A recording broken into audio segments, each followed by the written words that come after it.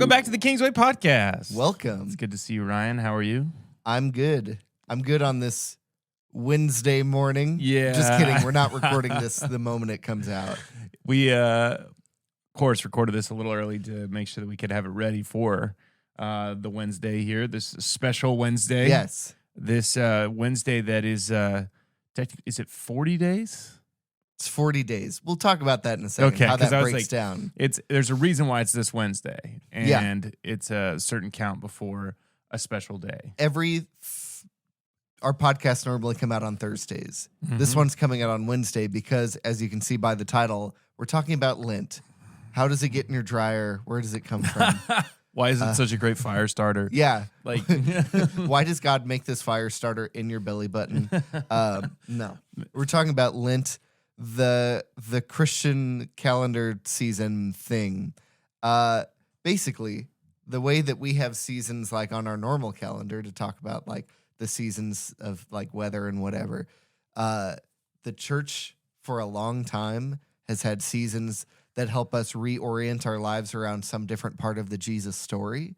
So you already know about Christmas and Easter. That's pretty common. If you guys don't celebrate Christmas and Easter as Christians, what are you doing? Yeah. Where you been at? Yep. Where you been at? Behind a rock? That's a good Easter joke for you. Sorry. Come on, that's terrible. Well, you can come out from under that rock. Anyway, the church has had these seasons around Christmas and Easter to help you fully embrace it. So before Christmas, we've been doing Advent for 2 years. That's just a way to like wait on Jesus before he shows up. He's already shown up 2,000 years ago or whatever the actual, I don't know the number. I don't think we can know the number exactly. I think we can just guess pretty close, but whatever. Anyway, we have Advent to help us like posture ourselves to be waiting on Jesus, ready for Jesus. And then when Christmas shows up, it's like, oh, he's here.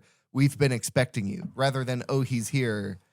I guess I have a spare room. Let me see if we have any leftovers. Like, well, and Easter does sneak up you because it's a weird time of the year. Easter is less. Yeah, even our culture prepares for Christmas with like Christmas songs in stores from like October 1st or whatever. Yeah, unholy date to start doing it. Wait till Thanksgiving's there's over. There's whole genres of Christmas music, Christmas movies. Yeah. There are no Easter movies that are not like Jesus Christian movies. Yeah. There are 1,000 Christmas movies that are not about Christ, even a little bit. Yep.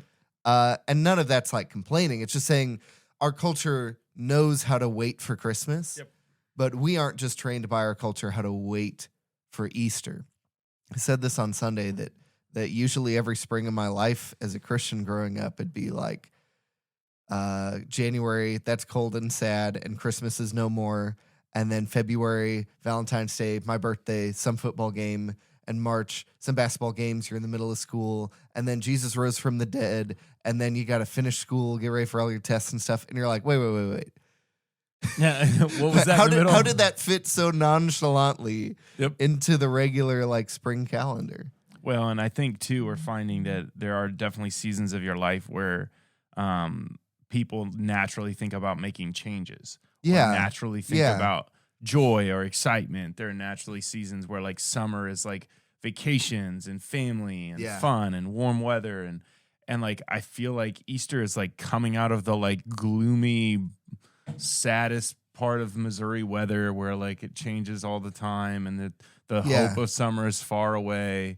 And because Easter moves, sometimes it's early, sometimes it's a little later in the spring. Yeah. And it becomes almost like this thing of like you're saying, like a checkbox of like, once we get past Easter, summer's closer. Like rather than actually anticipating and getting excited. And I think we're trying to do multiple things this year where I think we're leaned into it last year because you had a master's program that you were finishing. I had to do and this. you had to do it. But I also love to do it. The response was amazing. And I think you found joy in it. Yeah. And so you reached out a few weeks ago and were like, hey, I feel like my spirit's wanting to do this again, not maybe at the same level. Yeah. My spirit wants to do it again. My body does not want to do it. I don't want to put in the work. But I think we had such a positive response from people that I think it was a natural thing worthy of leaning back into and maybe possibly creating a consistent rhythm in.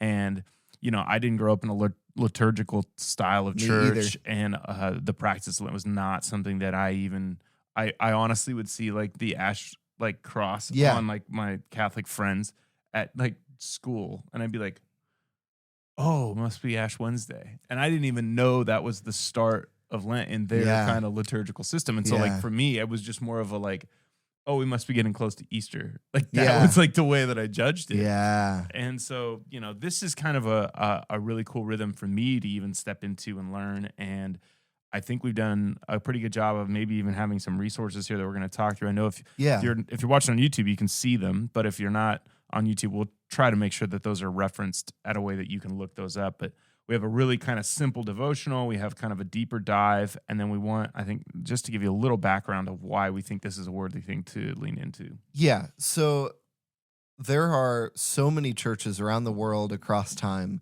that have tried really hard to give you a healthy worship diet. And I don't mean healthy worship diet like 3 hymns and 2 praise choruses.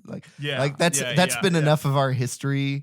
Not ours specifically in the past 10 years, hopefully, but like enough of our in the free church evangelical non-denominational world for a while. But they've been trying to give you a healthy diet to help you walk through things, to help you continually look through every area of like the house that is your heart, all the rooms, all the dusty corners, and find places that like mold and mildew have grown, like sin and whatever. Find places where you've not submitted to the Lord. And like use these things to help you be a better Christian. Not that these make you a better Christian. There's no gauntlet. There's no penance. There's no whatever that you can pay or do to make God happy with you. But some of these things like Lent that ask you to give up stuff are asking you to give up stuff that's in the way of you seeing that God is happy with you.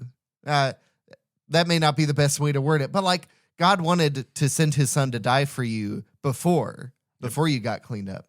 And if you would just get some of this crud out of your life, or at least put it back in its proper place, not determining your schedule, but maybe being a part of it, not determining your life and your actions, your priorities, your words, your thoughts, but kind of setting it aside. And so Lent is one of those pruning seasons. It's not necessarily about cutting stuff out of your life forever.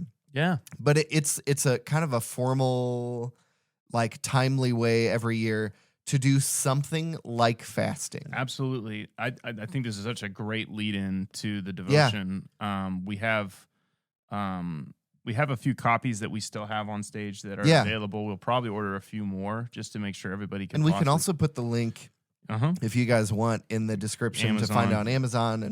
And honestly, if you're in Mount Vernon or close, you can find it bookstores and whatever. CPO Redeemed in Springfield, I think, has a good amount of these. I think they were. I hate to release this information now. $12. They were $8 at CPO. Yeah, that's awesome. So this is a 40-day devotional starting on Wednesday. Then, I mean, you don't have to start on Wednesday. You can start later. It's okay. But it's by A.W. Tozer, one of classic, super trusted author.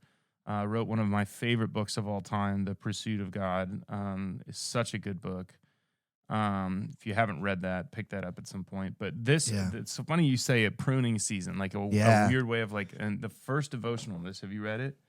Okay, no. You haven't even, so you didn't even know you were setting me up. Well, it's 2 days away. You didn't know I'm you trying were to be setting me real up. particular about it. So I just happened to glance at it just to kind of have an idea of what we were inviting people into, because I didn't want to spoil it either, but I also wanted to know. And it's only like a 2.5 page to like 3.5. They're page so devotion. short. But probably like 300 words. That's how the pursuit of God is. Like you read one page and you're like, I've had enough. I'm full. I need to go rethink my life. And that's how this was. It starts out with this concept of like anybody that's ever farmed any piece of land and has reclaimed it from the wild knows that if it just is neglected and just left alone, the wild will reclaim it. Yeah. And so it's just talking about like the concept of like, it doesn't even take you doing something intentionally bad to see the negative effects of what can happen by just the world we're in the sense of our hearts being kind of retaken, reclaimed, and kind of losing ground. And so the concept of it's just like pruning and doing some of these things like a 40-day Lent study or pursuit or fasting or dropping off is almost like just trying to trim back the things that maybe have crept in to areas of your life. And it's not like a deep salvation issue. I think it's more of like a full life, like recognizing this is a part of my life that maybe needs a little bit of attention, that hasn't had intentional attention in a while. Yeah. And trying to pick an area or choose a place in your life, and maybe it's a habit or a new habit, or something that you used to be disciplined in that you're not anymore, something that you wanted to start being disciplined in that you haven't been before.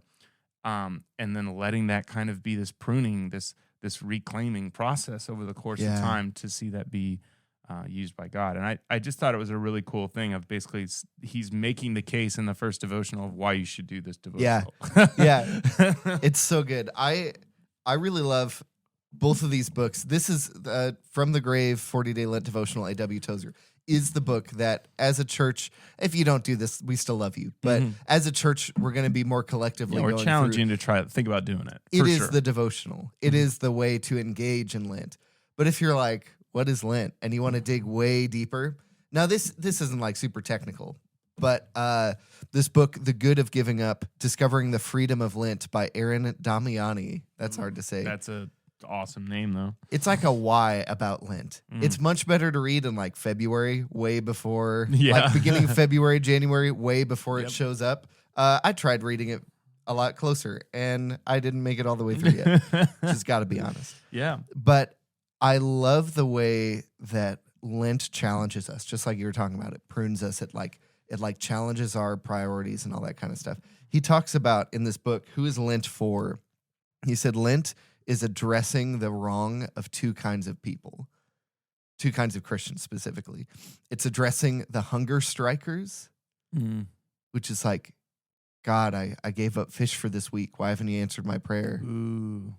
Oh, doesn't that cut close to home? If That's you've ever, hard. now I'm not calling anybody out here, but if you've ever had like a legalist Christian in your life who's just like their view of what you should be doing, rather than like Jesus called to like following Jesus and picking it up as you go, they're called to like be perfect at the beginning or else God this or that or whatever.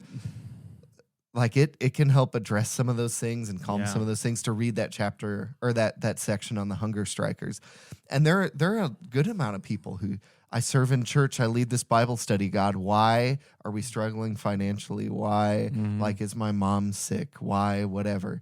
And Lent is a good way to start doing those things. And as long as you give yourself up to Lent, you don't make yourself proud by saying, I gave up this or I did this devotional. So there, God has to do whatever. Like God's no holiness are a pair of handcuffs for God. Like anyway, okay, I'm getting off soapbox. Let me back up. But I think that's healthy for people to recognize that is attention, and a lot of times, and even could have been the thought process so far from what we've talked about of like, okay, so I need to like get my bargaining chip. And then put my 40 days in. And see what I can get out of it. And I think we were actually in the circle, the Bible study that meets every Sunday morning at 9 a.m., which I wish you could go to so bad. Me which too. we all can't. We just need to hire another worship We pastor. can't all go to everything. I know. And then I'll just volunteer. I'm in there and I miss the meetings half the time. But we talked about fasting. And that was actually where we were at in the Sermon on the Mount, just by complete random circumstances. That's hilarious. And so we were talking through it, and I said in the study, I said, anytime fasting becomes about anything other than trying to find the will of God, you break fasting. Exactly. That's like even if you start fasting because you're like, oh, I want my waistline to be whatever, cut that crap out. So the whole point of fasting, which is very Lenten.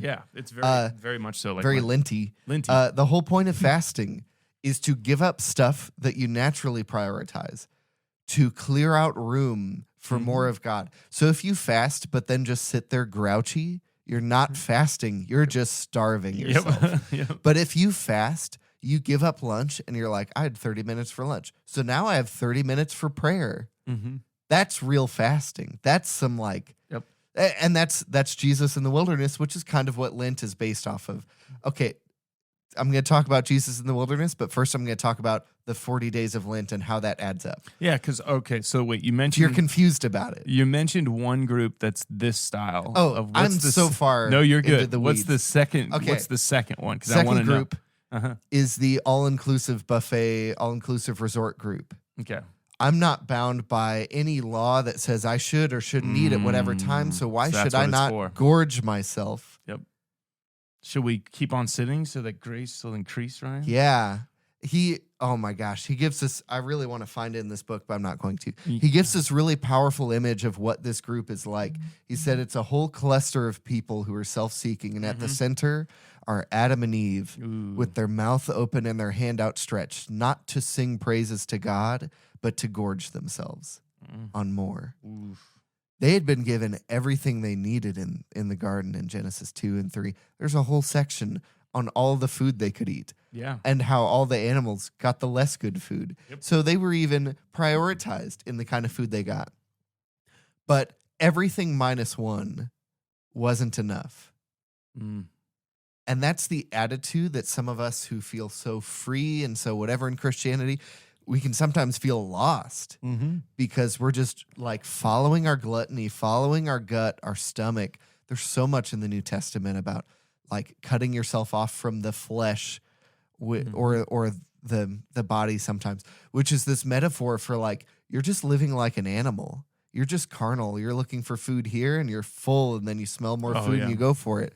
And I mean, if you want to know more about the food specific part, you can go back to our personal transformation fitness journey, whatever podcast, just a few episodes ago. And that's definitely been something I've seen. I mean, immediately when I think of this type of person, I think of the older brother and the parable of the lost son, or the parable of the prodigal son. Yeah. Because the older brother has access to all the father's things, but misses the father's heart. Like, doesn't actually want the father. He has access to all the father's stuff, and then when he sees the father giving to the undeserving kid something that maybe could have also been shared as his, he's upset. Yep.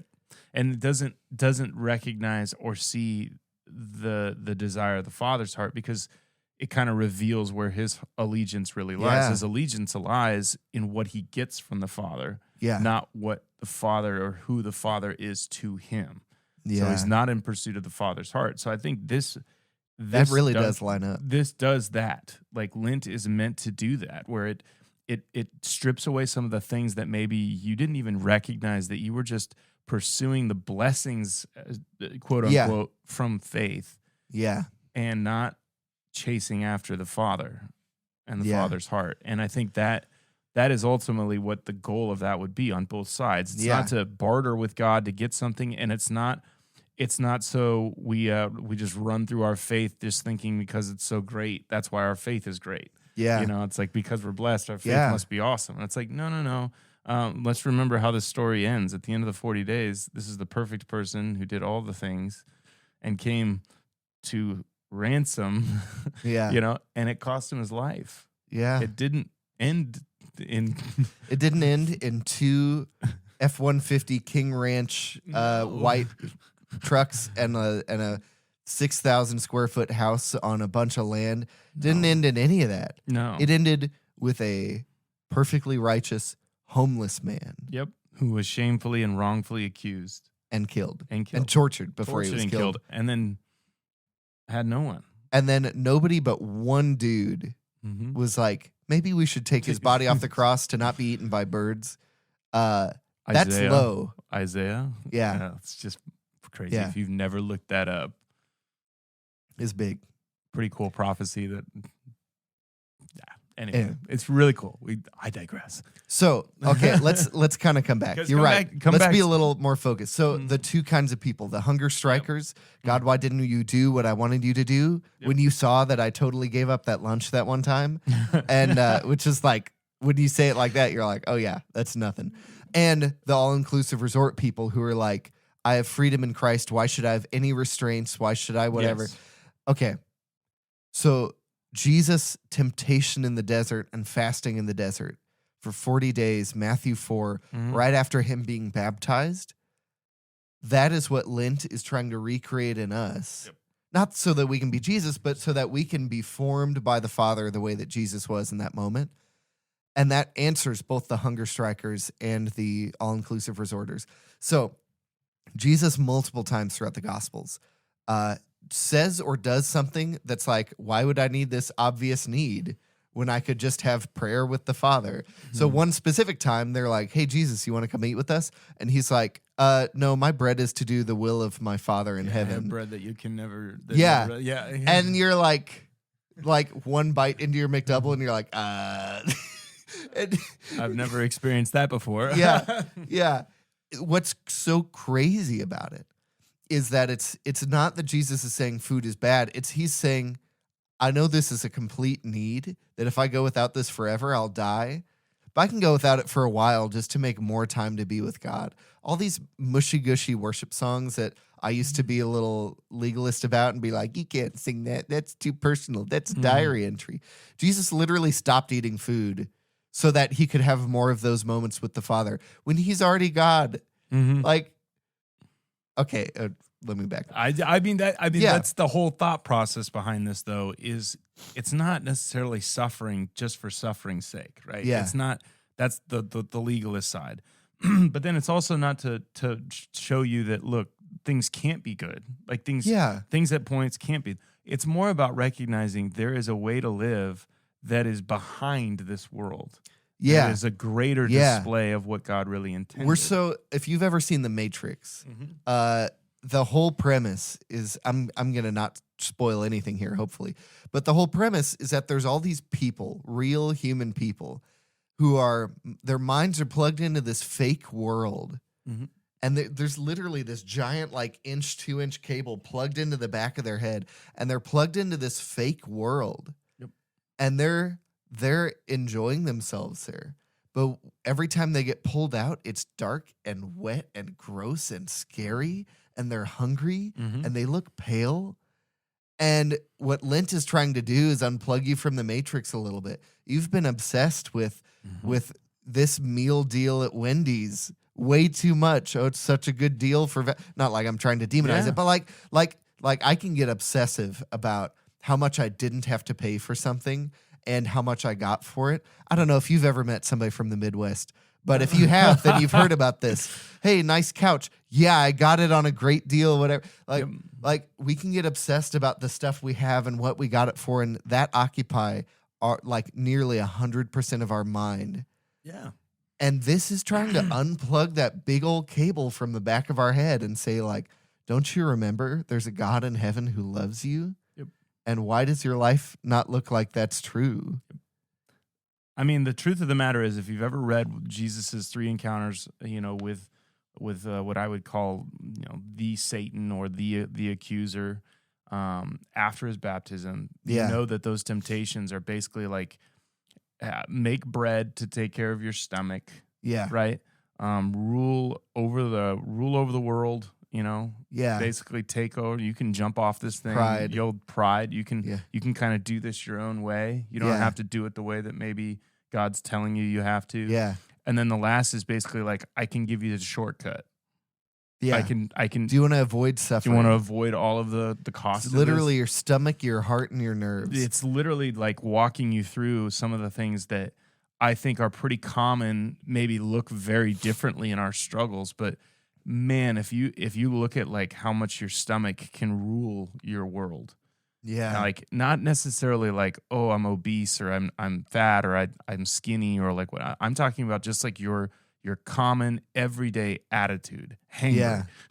Hangry. Everyday attitude. Then when you look at how your pride, I'm obviously the garden, it's like the greatest and easiest way to go. Like, it's the first sin. Like, the first sin is like, you got a way to do it. I mean, look no further than every 3-year-old, right? You're like, this is what I want you to do. And they're like, no, I'm not going to do that. It is quick, it's ingrained, and it's still in us. Yeah.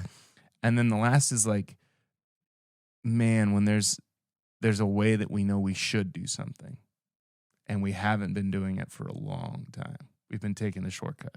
Yeah. And this is kind of pulling that back and going like, hey, don't take the shortcuts anymore. The actual path to God healing and restoring the world is through suffering sometimes. Yeah. And this is kind of not embracing that in like a masochistic way. This is like embracing that in recognizing that we're partnering with Jesus. It's actually just wanting to be close to Jesus. Mm-hmm. And so instead of putting your nerves, your stomach, and your heart in the driver's seat, controlling everywhere that you go and everything that you do, you take those out of the driver's seat and you put your desire to be close to Jesus back in the driver's seat. Or, in more ancient language, you take your nerves, your heart, and your stomach off of the throne, Yep. which they were not supposed to sit on, and you put your desire to be close to Jesus back on the throne. That's literally why the first sin happened. Mm-hmm. Is that we put we have everything minus one, and we'd sure love to have everything. That one thing, just greed and desire and pride and whatever. Yep. We took our desire to walk with God off the throne, to be with God, and we put our desire to rule ourselves, to be on our own, to make our own decisions. To know what God knew. Yeah. We wanted to to be know God everything. instead of be with God. We put that on the throne. And I think the beauty of this, and I know we're going to wrap this up, and if you've stuck around this long, I'm so proud of you. And you look at the link From the Grave from A.W. Tozer, because I really think as you're thinking about what this decision is going to look like for you, because there's multiple ways to engage with this one. Man, just being mindful and thinking about the coming of Easter and letting that just even be just something that is on your mind more. Yeah. That's like the baby step of commitment. But I would love that if that's just something you're like, I just want to be more mindful and ready for Easter this year. Yeah. That's the first and simplest goal of Lent. Yeah. That's it. The second I would say is like engage with this content. Like make a pact that you're just going to read this devotional every day. And if you say, I don't have time for that, what's filling up your time? And I know maybe you have a job. Maybe you have a family. Maybe you have a whatever. Yeah. But it takes what is the minutes. like? First of all, it's so short. Like you do have time for it. Just read it while you're driving. But second of all, like you do have time for it. What is in your routine? Length of sleep, making coffee in the morning, whatever. Maybe that's the thing that you cut out so that you have time for this. And then, or you commit to wake up 15 minutes earlier because this is so short. You can read it in 2 minutes. And you can put it on your bedside table and it can be the last thing you read in the night. I mean, it is the simplest way. There's no rules to this. Like that's the thing is, it's just like some people have tried to put content. rules on this, but notice that we didn't, that we never said you have to give up a certain kind of food or you have to give honestly, you don't even have to give up anything, but you should for your own good. I think that's the third way I wouldn't call it. And this is probably the way that it was intended to be used. And it was intended to be used where you feel tension that you do not want to give something up. Yeah.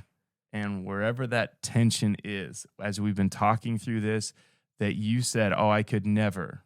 Yeah. And whatever that was. That is a little too tied in. That's the thing that you need to be really praying about and asking, maybe that's the very thing. Yeah. And I don't even want to say what it is because I feel like if you're watching this, I don't even want to give examples because I think they'll steal. I'll give mine. Okay.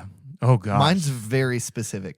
So you may assume that it's going to be coffee because I get green beans in, roast my own coffee, whatever. And a lot of people have given up coffee. No. Honestly, I don't even, there are days I go without drinking coffee and whatever. That's not it. What I find myself overly obsessed with and taking up a lot of my time and my desires and my will, I don't even know how to succinctly put it. But what I'm giving up for Lent is buying, researching, looking at, watching YouTube videos about any of my hobbies. I'll play guitar. I'll roast and drink coffee. Those are kind of living into working with your hands, whatever. But I notice that like a lot of the time, I'm a worship pastor, so I can get away with it. Oh, books about worship ministry, books about whatever. Yeah. Guitar gear and worship gear and but you like research, whatever. I just have this insatiable hunger to just like be like consume everything. No more. Notice the similar language to Genesis 2 and 3. Sorry, Lord. To just like consume an insatiable amount of information about all that stuff. And have somebody ask me, oh, I'm thinking about getting a new acoustic guitar. And I'm like, you should look at these 27 guitars with these kind of pickups because I think they'd blah, blah, blah. And that's like how much I need to give that up for 40 days. I need to take that out of my priority list, out of my like, was it a good day? like category. I need to take that out of my what I go to when I feel uncomfortable, sitting in a line, waiting for something, pull out my phone and look up all that stuff and just keep looking at it. Even that, like what can you not what do you go to instinctually when you're bored? Mm-hmm. That's a good place to look too. I am going to do this wild thing, and it's always hard to say this on camera because then you're like held to this accountability. Say it. Where I'm not going to use my phone as my alarm. And so I know that sounds like really different, but my goal is to actually change the habit that my phone is the first thing I touch in the morning. Yeah. And I really want to change that. I've not liked it for a really long time. And as much as there are probably 1,000 other habits that I could change, I just like the concept that that's not the first thing I reach for. And I think in 40 days, that could really easily change. Yeah. And so that was just something I was praying about, thinking about. And I just, it's like one of those things you're like trying to eat an elephant when you're trying to control your media content, like consumption, and like getting very specific. Because I'm not going to lie, that is our Apple. Even if you're not using an iPhone, it's your Apple. I get it. But I mean, it really is the thing that I'm like, man, that little habit, that would be really helpful. And so that's my goal, is to not have it be the first thing I touch. So I'm going to try to use something else as my alarm clock, or something else that I use to get up in the morning, so that it's not the first thing I reach for or look for or touch in the morning. I'd love it to not be that. So. I think what you could do is set up an alarm clock that instead of a sound, it just releases a string that is holding up a Bible above your head. And the Bible is the first thing you touch because it smacks you right in the face. Well, put in the comments what you're thinking about doing, any suggestions for others, what you've done in the past. I think it's really helpful, but I want to leave it open-ended at this point, because I think you need to think through something that would be challenging, but also something that you feel like God is leading you to. This isn't a barter again. This isn't about just suffering for suffering's sake. This is about trying to set up habits. I love the concept of like the first verse or the first voice you should hear every day is Jesus's, and you need to ask God to invite that in. And so this is kind of refreshing me, and that's where I'm going to allow not touching my phone and inviting God's voice in as the first thing, the thing that I want to do. And I think for anybody that's out there, make sure your goals line up in that way, where it's like, I know with your time, you're trying to see what other things God could choose to speak into that he would want to teach you, that maybe you wouldn't necessarily be curious about, but he would have space to engage you with. And and whoever's out there is listening, Mom, Thanks, Mom. you find a way to partner those two, to make sure those two are lining up. So it's not just about humanism and bettering your life or bettering something it's not just about what you could possibly gain. It's actually about recognizing that there's some spiritual aspect of this, of trying to be ready when Jesus comes back to the grave, that you see there's more to life than the Matrix. Yeah. If Lent seems like an octopus, there's too many arms and you're like, I don't know. Yeah. Just let me sum it up this way. You're trying to get rid of things that aren't Jesus for a period of time, that have put the Jesus mask on. Yep. So that you can have more time with the real Jesus. Yep. That is the point of Lent. Okay, before we leave, can I explain the 40 days? Yeah, why is it 40 days? Well, okay, it's 40 days because Jesus 40 days in the wilderness. That's simple. But if you've ever tried to count up the 40 days, you'll notice it's like 46 or 47 days, and you're like, who was bad at math? Who let this happen? So no Sundays or what? No Sundays. So it's 40 days leading up to Easter through Silent Saturday, the day before Easter, when Jesus was in the ground in the tomb. But it's 40 days without Sundays, because for Christians, now, if you're fasting from something like your phone being your alarm clock, you don't have to pull it back out on Sundays just to prove that you're not doing it. Yeah. Maybe you just still don't do it. But if it's like giving up lunches or something, so you have more time to pray and be with God, then you can probably. Anyway, but the reason they don't count Sundays is because feasting and fasting are these polar opposites that should always go back and forth.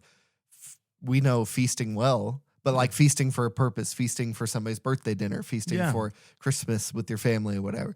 So Sunday is the day Jesus rose from the dead. We should always be feasting on Sunday. We should never let the gloom touch that day. But 40 days without Sundays leading up to Easter starts today. Well, That's today really when this cool. comes out. That's why. So it's like, okay, I'm going to give up all meat, but I'll finally eat meat every week on Friday or on Sunday. Sorry, it's getting a little Catholic. I think that's really cool because we did that study on fasting, so I can throw these 2 nuggets in that are really, really cool. Yeah. But Jesus is asked why his disciples don't fast, and do you remember what the answer he gives? Yeah. It's because he's like, "Why would you fast when the party's on? I'm here." Yeah. And he's like, "No one fasts when the party's on. Like Yeah. when the party's on, I'm here. They're not mourning. They're not missing me.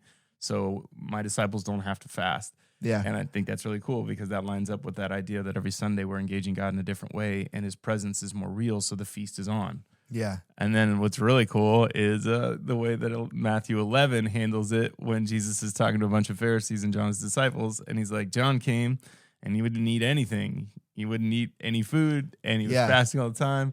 And you guys called him demon possessed. I came and I was drinking and a glutton and a drunk. And you guys told me I hung out with tax collectors or whatever. And he's like, we'll let wisdom sort it out. Yeah, that's what he's like. He's like, wisdom will show you what the truth of the matter. And so that I think hits the nail on the head with you talked about. Like whether you try to go super strict and do it at the center, you better make sure God's at the center of it. The wisdom of it is only found in that if you're truly trying to do it to seek God, or whether you're just trying to cut some things back a little bit. And I don't do it with the hesitancy to not do something a little harder. Yeah, trying to get to the wisdom of this, which is to get to God. But whatever you do, cut it back and then put God there. Don't just leave it out. Yeah, and I think fight to keep that as the main thing. Yeah, not just stopping the bad or stopping the habit or cutting something out, but introducing, re-engaging, replanting, re-abiding with God. Yeah, Lent is about fully understanding that God loves you and being with him. Lent is not about the hunger strike. Lent is not about making God love you. Lent is about the fact that God already loves you and your life's too hectic and busy to understand that. So this Wednesday, when this is coming out, we are encouraging you to make that decision today and to start that. And whether it's just emphasizing Easter a little earlier and having that on your mind, whether it's choosing to engage with this content with the devotional, and take the time, or whether it is to go all in this year and say, hey, we're giving something up. I think whatever you choose to do, whatever level, I just tell you to take a step, reclaim some of that wilderness that's probably snuck in a little bit, and try to follow and pursue Christ the best you can. And I think Jesus honors that at whatever level you will. Yeah. So, Ryan, it's been awesome. I love getting a chance to talk about this stuff, and I hope we'll get to hear some crazy stories and awesome things that God is doing. Yeah, me too. Leave a comment, share if you want to. As always, we love it when you leave a review, and it helps kind of more and more people. I know we have more and more people engaging. Yeah. And check out our library if you want to see more videos like this. We always have categories underneath our YouTube channel or in our podcast. You can go back, and I think we have over 100 episodes, 120. This is like 139. Yeah, close to it. We're in the upper 130s. We're creeping to 150. So go back and check those out. And also, don't give up our podcast for Lent. No, God told me he doesn't want you to do that. Oh my God. So it's so funny. Now they're going to do it. Come on. Hey, thanks so much for listening. Have a great and glorious day in the Lord. We'll see you later. See ya.